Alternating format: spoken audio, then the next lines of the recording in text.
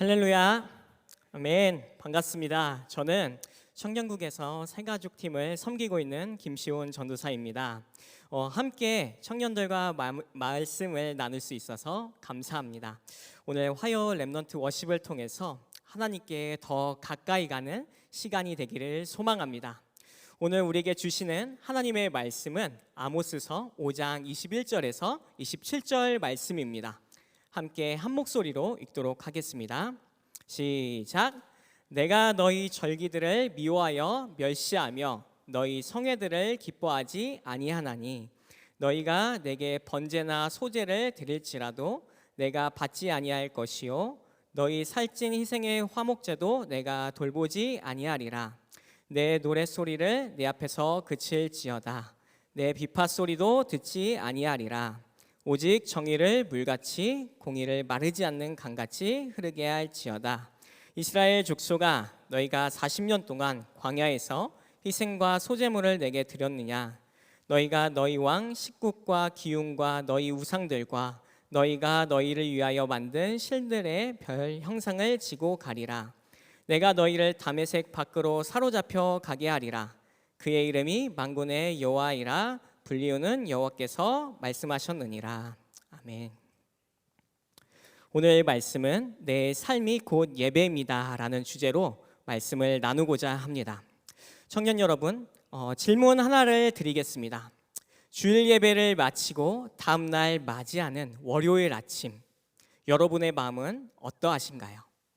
예배 시간에는 정말 은혜로웠다, 이 마음을 가지고 한 주간 살아가야지 다짐했는데 월요일 아침, 또 일주일이 시작이 되고 버텨야 하는구나, 이런 생각이 들지는 않으셨나요? 또 혹시 이런 경험이 있으신가요? 교회에서 뜨겁게 찬양했지만 학교나 직장에서 완전히 다른 모습으로 살아간 기억. 예배 시간에는 하나님만 붙들고 살아가겠습니다 라고 고백했지만 일주일 동안 커피만 붙들었던 경험. 또 교회에서 사랑합니다 라고 인사했지만 집에 돌아가서는 가족들에게 라고 짜증냈던 날들, 이런 경험이 있지 않으신가요? 우리의 예배와 일상이 생각보다 따로 움직일 때가 많습니다. 그렇다면 왜 이렇게 따로 움직이는 것일까요? 사실 이 고민은 아모스 시대 이스라엘도 마찬가지였습니다. 당대 최고의 화려한 예배를 드렸지만 하나님은 미워한다, 받지 않겠다 라고 단호히 거부하셨습니다. 왜 그러셨을까요? 하나님께서는 교회 안에 한 시간만이 아니라 삶의 전체를 보고 계시기 때문입니다. 예배는 단지 교회 안에서 드리는 시간만이 아니라 삶 전체를 향한 하나님의 부르심입니다. 우리는 오늘 말씀을 통해 우리의 예배의 본질을 다시 돌아보고자 합니다. 하나님께서 어떤 예배를 찾으시는지, 우리의 예배가 우리의 일상과 어떻게 연결되고 흘러가야 하는지, 그리고 우리의 평범한 일상이 어떻게 하나님께 드려지는 살아있는 영적 예배가 될 수 있는지를 함께 깊이 나누고자 합니다. 당시 이스라엘은 솔로몬 왕 이후 남유다와 북이스라엘로 분열이 되고 말았습니다.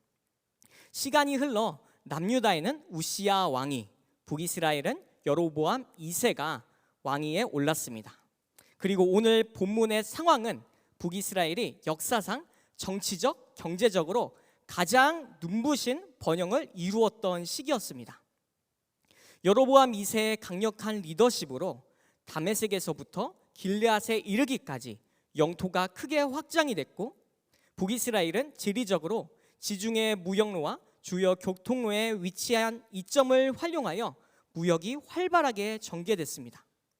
그래서 경제적으로도 놀라운 성장과 엄청난 풍요를 누렸던 때입니다. 경제적으로 얼마나 성장을 이뤄냈는지 아모스 3장 15절 상반절에는 이렇게 말씀합니다. 나는 겨울궁과 여름궁궐을 치리라. 얼마나 부유했던지 상류층은 계절마다 별장의 거처를 옮길 정도였습니다. 또한 아모스서 6장 6절에서는 대접에 담긴 포도주를 마시며 가장 좋은 기름을 몸에 바르는 자들이요 라고 묘사가 되고 있는데, 이는 매일같이 술과 고기를 즐기는 삶, 말 그대로 호화로운 삶을 살았다라는 것입니다. 또 종교적인 면에서도 열심을 다했습니다. 아모스서 4장 4절과 5절은 이렇게 말합니다. 아침마다 너희 희생을 3일마다 너희 11조를 드리며 누룩 넣은 것을 불살라 순제로 드리며 낙헌제를 소리내어 선포하려무나. 이스라엘 자손들아, 이것이 너희가 기뻐하는 바니라. 주 여호와의 말씀이니라. 백성들은 11조를 3일마다 드렸고 누룩이 있는 제물까지 바치며 낙헌제를 자발적으로 선포했습니다. 이처럼 북이스라엘은 경제적 풍요 속에서도 종교적으로 열심을 겸비한 모습은 누가 보기에도 이상적인 사회의 모습입니다. 그런데 충격적인 사실은 그렇게 열심히 드렸던 예배를 하나님께서 정면적으로 거부하셨다라는 것입니다. 우리 본문 21절에서 23절 한 목소리로 한 번 더 읽어보겠습니다. 시작. 내가 너희 절기들을 미워하여 멸시하며 너희 성회들을 기뻐하지 아니하나니 너희가 내게 번제나 소제를 드릴지라도 내가 받지 아니할 것이요 너희의 살찐 희생의 화목제도 내가 돌보지 아니하리라. 내 노래소리를 내 앞에서 그칠지어다. 내 비파소리도 내가 듣지 아니하리. 청년 여러분, 여기서 하나님의 반응이 어떠합니까? 21절에 미워하여 라는 표현은 단순한 거부가 아닙니다. 이는 싫어한다, 혐오한다라는 뜻이며 하나님께서 그들의 예배를 증오하셨다는 강한 표현입니다. 멸시하며 라는 표현은 경멸의 태도로 그들의 예배를 하찮고 무가치하게 여기셨다는 것입니다. 또한 기뻐하지 아니하나니란 말은 히브리어 원어에 따르면 향기를 맡다, 냄새를 들이마시다 라는 뜻을 지니고 있는데 이것은 하나님께서 그들의 예배를 더 이상 향기로운 제사로 받아들이지 않으시고 역겨워하시며 거부하셨다라는 강한 선언입니다. 22절에서도 하나님은 이렇게 말씀합니다. 받지 아니할 것이요 돌아보지 아니하리라. 이는 하나님께서 그들의 제사를 받지 않으시고 외면하시겠다는 뜻입니다. 또한 23절에서는 그칠지어다 듣지 아니한다 라고 말씀합니다. 이것은 하나님께서 그들의 노래와 음악을 차단하시겠다는 뜻이며 귀를 닫고 그들의 찬양을 더 이상 들으시지 않겠다는 단호한 의지입니다. 결국 하나님은 그들의 예배를 눈으로 보고 받지도 않으시고 코로 향기로 맡지도 않으시며 귀로도 듣지 않으시겠다 하십니다. 그들이 드리는 절기, 성회, 제사, 찬양 모든 예배의 요소를 하나님께서는 철저히 거부하셨습니다. 이것은 단순히 예배를 거절하신 것이 아닙니다. 하나님께서 삶이 엉켜있고 마음이 바르지 않는 상태에서 겉으로만 경건해 보이는 형식적인 예배를 드리는 것을 완전히 거부하신 것입니다. 그렇다면 왜 그토록 열심히 예배했고 풍성한 예물과 헌금도 드렸는데 하나님께서 왜 그들의 예배를 미워하고 멸시하며 받지 않겠다 단호히 말씀하시는 것일까요? 그 해답은 예배 자체가 아닌 그들의 삶의 모습에 있었습니다. 아모스 2장 6절에서 8절은 이렇게 그들을 고발합니다. 함께 읽겠습니다. 시작.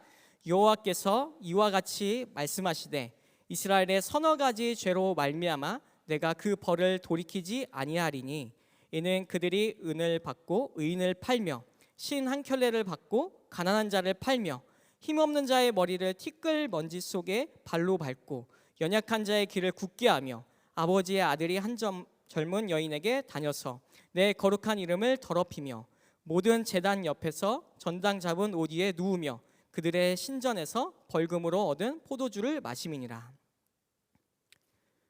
그들의 예배는 겉으로 보기에는 매우 경건하고 풍요로워 보였습니다. 누구나 그 모습을 보면 우와, 나도 저렇게 예배하고 싶다, 저런 찬양을 어떻게 하면 드릴 수 있을까라고 감탄했을 정도입니다. 그러나 그 화려한 겉모습 너머의 실제 모습은 전혀 달랐습니다. 그들은 뇌물을 받고 사람을 팔았고 가난한 자를 무시하며 학대했습니다. 약한 자를 짓밟고 억압했으며 불의와 부정직은 그들의 일상이었습니다. 예배당 안에서는 하나님을 찬양하고 예배를 드렸지만 예배당 밖에서는 하나님의 마음에 어긋난 삶을 살았던 것입니다. 예물에 풍성하게 드리는 것으로 만족하며 단지 형식적으로 예배에 참석하는 것이 신앙의 전부가 되어버렸습니다. 입으로는 회개를 말했지만 삶으로는 회개를 외면했고, 말씀을 들으면서도 마음은 하나님과 세상 사이에서 갈팡질팡 두 마음을 품은 채 예배를 드렸습니다. 결국 그들의 예배는 하나님께서 진정으로 기뻐하시는 예배가 아니었습니다. 단지 외형적이고 보여주기식 예배에 불과했던 것입니다. 그렇다면 청년 여러분, 오늘 우리가 드리는 예배는 북이스라엘의 모습과 어떻게 다를까요?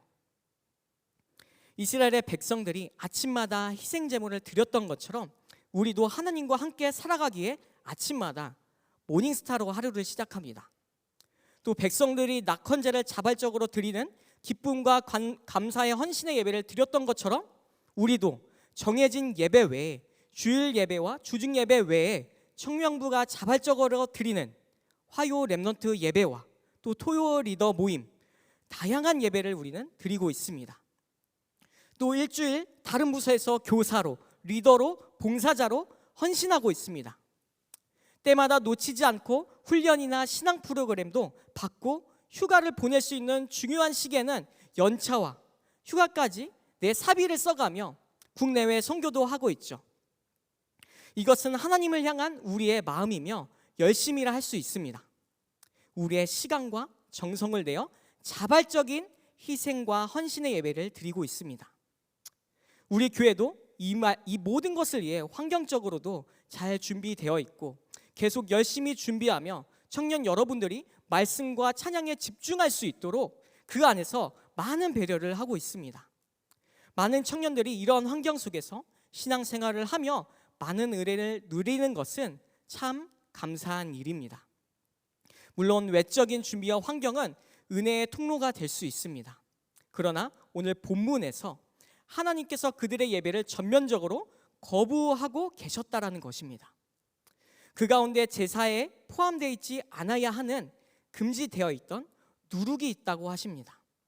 겉으로는 열심을 내고 최선을 다하며 아무런 문제가 없어 보이지만 그 안에 율법을 무시하고 자기 마음대로 드리던 순수함과 거룩함을 깨트리는 자기 뜻대로의 제사를 드리던 태도가 있었다고 합니다. 청년 여러분, 하나님께서 바라시는 예배는 그 겉모습을 넘어서 우리의 마음의 중심과 삶에 담긴 진실한 태도임을 잊지 말아야 합니다. 하나님은 찬양의 소리보다 마음의 진실함을, 형식보다 삶의 향기를 기뻐하시는 분이시기 때문입니다. 북이스라엘은 예배의 형식은 지켰지만 삶으로는 하나님과 멀어진 모습을 보여주었습니다. 그렇게 우리는 무엇이 더 중요한가를 깊이 고민해야 합니다. 솔직하게 우리의 모습을 돌아보았으면 좋겠습니다. 교회 안에서 흘러나왔던 따뜻한 인사와 은혜의 고백이 직장과 일상 속에서 이어지고 있나요? 직장 동료나 친구가 실수했을 때 조용히 손 내밀기보다 무심코 상처 주는 말로 반응했던 기억은 없으신가요? 배달앱에서 작은 실수 하나에 분노하며 과하게 평가한 적은 없나요? SNS의 익명의 뒤에 숨어서 누군가의 삶에 거친 댓글을 단 적은 없습니까? 하나님은 교회 안에서 드리는 단 한 시간의 예배만 바라보시는 분이 아닙니다.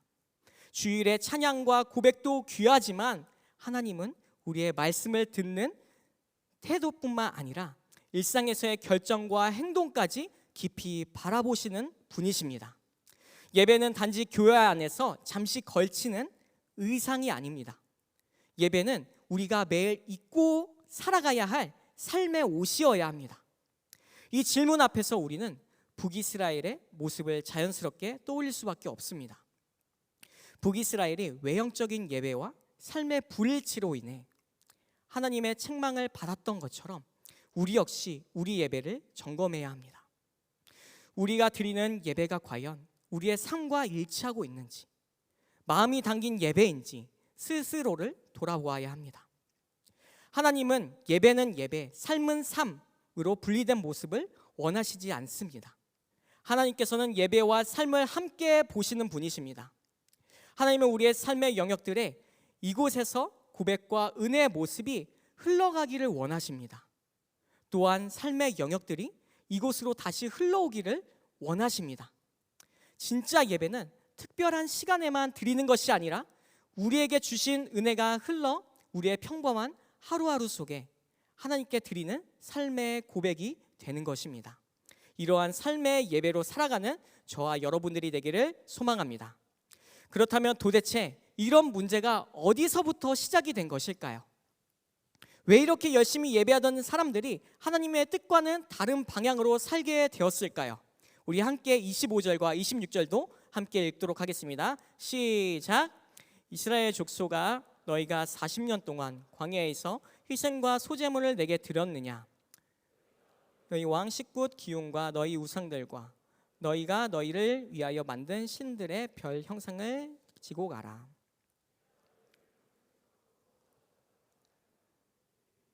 네, 26절까지였습니다. 네. 이스라엘 백성들은 광야에서부터 하나님을 배반하고 우상을 숭배해온 역사가 있습니다. 아모스 시대에도 겉으로는 하나님을 예배하는 듯 했지만 실제로는 바알이나 아세라와 같은 이방 신들을 섬기고 있었죠. 아모스 5장 25절에서 하나님은 이스라엘에게 날카로운 질문을 던집니다. 이스라엘의 족속아, 너희가 40년 동안 광야에서 희생과 소제물을 내게 드렸느냐? 이 질문의 핵심은 단순한 사실 확인이 아닙니다. 하나님께서 정말 묻고 싶으셨던 것은 너희가 진짜 나에게 예배를 드린 것이냐? 아니면 형식만 갖춘 예식에 불과했느냐입니다. 왜 하나님께서 광야 시절을 언급하셨을까요? 광야는 이스라엘이 하나님께만 의존했던 시기입니다. 그런데 광야에서부터 이미 그들은 금송아지를 만들어 섬겼고 하나님보다 눈에 보이는 것들을 더 신뢰했습니다. 즉 형식적인 예배의 뿌리는 우상 숭배에 있었다라는 것입니다. 이스라엘이 광야에서 실제로 희생과 소제물을 드린 것은 사실입니다. 하지만 하나님께서 강조하신 것은 제물 자체가 아니라 마음과 순종이었습니다. 예배는 외형적인 제사의식으로 유지되는 것이 아니라 전적인 신뢰와 말씀에 대한 순종을 통해 이루어진다라는 뜻입니다. 그렇다면 당시 이스라엘의 실제 모습은 어땠을까요? 26절에 보면 이스라엘의 진짜 선택이 무엇인지를 분명해집니다. 겉으로는 여호와께 예배를 드리는 듯 했지만 속으로는 별의 신들, 식굿과 기운을 섬기고 있었습니다. 이들은 고대 메소포타미아의 천체 신들로 자연물을 신격화한 우상들이었습니다. 26절에 지고가리라라는 뜻은 단순히 우상을 따라간다는 뜻이 아닙니다. 히브리 원문의 이 표현은 무거운 짐을 어깨에 메고 끌려가는 것을 의미합니다. 자신들이 의지하고 만든 우상들이 결국엔 자신들을 짓누르는 짐이 되어버렸다는 것이죠. 이스라엘은 우상을 의지하려 했지만 결국 우상들에 눌려 포로로 끌려가게 됩니다. 원했던 자유는 오히려 속박이 되었고 의지했던 대상이 자신들을 짓밟는 도구로 바뀌어 버린 것입니다. 이 말씀은 오늘 우리에게도 날카로운 질문을 던집니다. 나는 누구에게 예배하고 있는가? 겉으로 드리는 예배와 내면의 중심이 일치하고 있는가? 고대 이스라엘은 하나님 아니면 바알, 아세라, 종교 혼합주의였다면 현대 와서는 하나님 아니면 성공, 인정, 안전이 현대 우상이라고 볼 수 있습니다. 그런데 왜 이런 것들이 우상이 될까요? 첫째는 통제 욕구 때문입니다. 우리는 자꾸 내가 통제할 수 있는 것들을 붙잡으려 합니다. 공부를 더 열심히 하면, 인맥을 더 쌓으면, 돈을 더 많이 모으면 내 힘으로 뭔가 해결할 수 있을 것 같은 착각에 빠지는 것이죠. 둘째, 즉시성 때문입니다. 하나님의 응답과 인도하심을 기다리는 것은 쉽지 않습니다. 그래서 우리는 즉각적으로 만족을 주는 것들을 찾게 됩니다. 쇼핑이나 게임, 술이나 여러 가지 것들을 통해 즉시 해소해 주는 것을 찾습니다. 셋째, 가시성 때문입니다. 눈에 보이는 것들이 더 확실하게 보이기 때문입니다. 통장의 잔고는 숫자를 보이고 스펙은 이력서를 적을 수 있고 연인은 옆에 있으니까 더 실감나게 느껴집니다. 저도 이런 경험이 있습니다. 저는 신대원을 다니는 신학생이고 교회에서 사역도 하고 있습니다. 제가 평소에 이 두 가지를 감당하기 힘들어서 하나님께 기도합니다. 하나님만을 의지하겠습니다. 많은 과제와 시험, 설교 하나님께서 주시는 힘과 지혜가 아니면 저는 할 수 없습니다 라고 고백합니다. 그러나 막상 시험 기간이 되고 과제 제출을 해야 하고 동시에 설교도 써야 하는 사역을 할 때면 그 고백이 어디로 갔는지 그 일을 해내기 급급하여 그 일을 빨리 해내는 것에 중심에 맞춰져 있을 때가 있었습니다. 그때 저의 마음의 중심이 정말 하나님을 향하고 있었는지 아니면 결과와 성취의 무게를 두고 있었는지를 돌아보게 되었습니다. 물론 학생으로서 학업을 최선을 다하고 사역자로서 사역을 최선을 다하는 것은 당연하고 그 본분에 맞는 일을 하는 것이 당연하지만 결국 저는 하나님을 의지했던 것이 아닌 제 힘과 능력으로 빨리 이것을 해결하고자 했던 것입니다. 그러나 하나님께서 우리가 누구를 의지하고 있는지를, 지금 하나님께 마음이 향해 있는지를, 본질적인 문제를 바라보고 계시다라는 것입니다. 그럼 북이스라엘의 이런 영적 배신의 결과는 어떻게 일어났을까요? 아모스서 5장 27절에 하나님은 이렇게 말씀하십니다. 내가 너희를 다메섹 밖으로 사로잡혀 가게 하리라. 이것은 단순한 경고나 위협이 아니었습니다. 기원전 722년 북이스라엘은 실제로 아수르 제국에 의해 멸망했고 백성들은 포로로 끌려가게 되었습니다. 하나님께서 예언하신 심판이 역사 속에서 그대로 성취된 것입니다. 오늘 이 경고는 과거의 기록에 머물지 않습니다. 오늘 우리의 삶과 예배의 진정성을 재점검하라는 하나님의 메시지입니다. 혹시 우리에게도 이스라엘과 같이 알게 모르는 우상이 있습니까? 주일에는 은혜를 고백하지만 하나님보다 먼저 붙잡고 있는 것이 있지는 않습니까? 오늘 하나님 앞에 예배를 드리며 우리의 삶이 예배의 향기로 이어지기를 소망합니다. 하나님께서 그토록 강하게 예배를 거절하셨다면 도대체 하나님이 진정으로 원하셨던 것은 무엇일까요? 겉모습이 아닌 중심을 보시는 하나님께서 바라보시고 계시는 참된 예배의 삶의 방향은 어떤 모습일까요? 우리 24절 한 목소리로 읽겠습니다. 시작. 오직 정의를 물같이 공의를 마르지 않는 강같이 흐르게 할지어다. 아멘. 방금 읽은 이 24절은 아모스 전체 핵심 말씀입니다. 오직 정의를 물같이 공의를 마르지 않는 강같이 흐르게 할지어다. 본문에 나오는 정의는 히브리 원어에서 대부분 심판 또는 판결이라는 의미로 쓰여 있습니다. 다시 말해 사람을 공정하게 대하는 태도, 그리고 하나님께서 온 피조 세계를 정의롭게 다스리시는 방식이 포함되어 있는 개념입니다.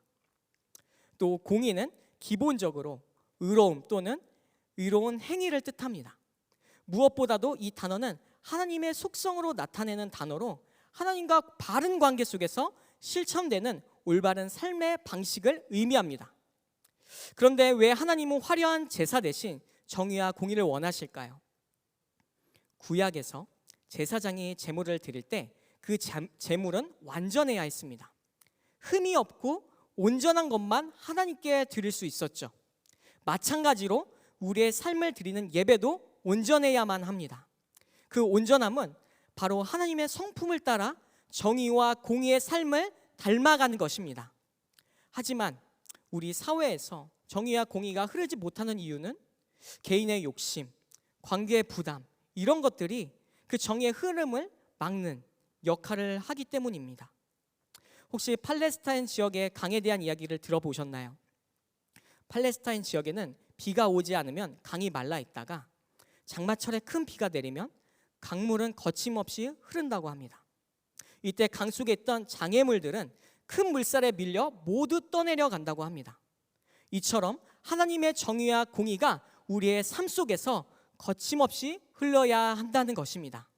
그렇다면 우리는 어떻게 이 막힌 담을 뚫고 정의를 흐르게 할 수 있을까요?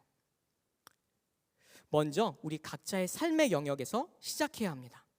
직장이나 학교에서, 동료나 친구가 직장 안에서 교회 생활에 또 학교 생활에 여러 부분들에 힘들어하는 날, 큰 고민이 있어 마음이 어려울 때, 억울한 일을 당했을 때, 어려워 보일 때 바쁘다고 외면하지 말고 진실하게 다가가서 위로의 말 한마디를 건네줄 수 있는 것, 또 커피 한 잔을 사주며 응원하는 것, 그 순간 우리의 삶에서 하나님의 정의와 공의가 실현되는 것입니다. 가정에서는 가장 가까운 사이이기에 우리는 숨어있는 본 모습과 말들이 아무렇지 않게 나올 때가 있겠지만 그것을 잘 누르고 부드럽게 조절하여 말하고 나타내는 것, 그 작은 선택 하나가 또한 곧 거룩한 예배가 될 것입니다. 사회 속에서 경제적으로 어려운 이웃, 외면받는 사람들, 사회적 약자들에게 눈길을 보내는 삶, 교회 안에서 하는 선교와 나눔의 사역의 그 의미를 알고 마음으로 함께 걸어가는 태도, 우리의 물질과 우리의 것이 어디로 어떻게 흘러가야 좋을지 함께 참여하는 것. 하나님은 우리가 선택하는 작은 걸음 하나하나로 예배를 받으십니다. 결국 예배는 특별한 행사나 시간에만 드리는 것이 아닙니다. 우리의 말투, 반응, 선택 속에서 드러나는 진실한 마음, 그 삶의 고백이 곧 하나님께서 가장 기뻐하시는 예배입니다. 교회 안에서 드린 찬양이 교회 밖에서도 이어질 때 그 삶은 전체가 성전이 되고 그 발걸음은 하나하나가 예배가 됩니다. 예수님도 예배에 대해서 이렇게 말씀하셨죠. 신령과 진정으로 예배할지니라. 신령은 성령님이 도우시는 진짜 예배를 의미하고, 진정은 위선 없는 정직한 마음으로 드리는 예배를 뜻합니다. 그 예배는 장소나 시간에 얽매이지 않으며 매일 삶 속에서 하나님과 교제하며 드려지는 살아있는 예배입니다. 로마서 12장 1절이 이것을 명확하게 말해줍니다. 그러므로 형제들아, 내가 하나님의 모든 자비하심으로 너희를 권하노니 너희 몸을 하나님이 기뻐하시는 산 제사로 드리라. 이는 너희의 드릴 영적 예배니라. 아멘. 구약에서는 동물로 제물로 드렸지만 이제는 우리 자신이 하나님께 드리는 살아있는 제물이 되어야 합니다. 우리의 선택, 우리의 말, 우리의 행동 하나하나가 모두 하나님께 드리는 예배가 되어야 합니다. 그러므로 우리의 삶 전체, 주일뿐만 아니라 월요일부터 토요일까지 모든 시간 하나님께 드리는 예배가 되기를 소망합니다. 그리고 그것이 바로 하나님께서 진짜 기뻐하시는 예배이며 삶인 것입니다. 그러나 이것은 쉽지 않죠. 때로는 실패할 수도 있고 때로는 힘들어서 포기하고 싶을 때도 있을 겁니다. 하지만 기억하십시오. 예수님께서도 이를 위하여 고난을 받았다는 것입니다. 하나님께서는 우리의 완벽함을 요구하시는 것이 아니라 진실한 마음으로 한 걸음씩 나아가는 것을 기뻐하십니다. 그렇게 진실한 마음으로 하나님께 한 걸음 내디는 우리의 삶이 그분께 기뻐하시는 삶이 되기를 소망합니다. 말씀을 맺겠습니다. 이스라엘 백성의 역사는 우리에게 단순한 교훈이 아닙니다. 그들의 외형적인 예배는 무너진 삶은 오늘 우리가 예배의 본질을 되돌아보게 합니다. 하나님은 예배의 형식에 감동하지 않으십니다. 하나님께서 찾으시는 예배는 말씀과 삶에 일치하는 예배, 정의와 공의가 강물처럼 흐르는 예배입니다. 예배는 노래가 아니라 삶의 고백이며 재물보다 순종이 우선인 하나님과의 진실한 관계입니다. 우리는 주일의 예배만이 아닌 월요일부터 토요일까지의 삶 전체가 하나님께 드려져야 하는 제사라는 것을 기억해야 합니다. 하나님은 우리가 예배를 통해 은혜를 받을 때 기뻐하시지만 그 은혜로 실제로 살아서 살아낼 때 훨씬 더 기뻐하십니다. 우리의 예배가 다시 살아나는 길은 화려하거나 거창한 것이 아닙니다. 옆에 있는 자의 손을 잡아주는 마음, 동일하게 말하고 행동하는 자세, 어려움을 보고 그냥 지나치지 않는 용기, 이러한 것들이 바로 하나님 앞에 드리는 향기로운 예배가 될 것입니다.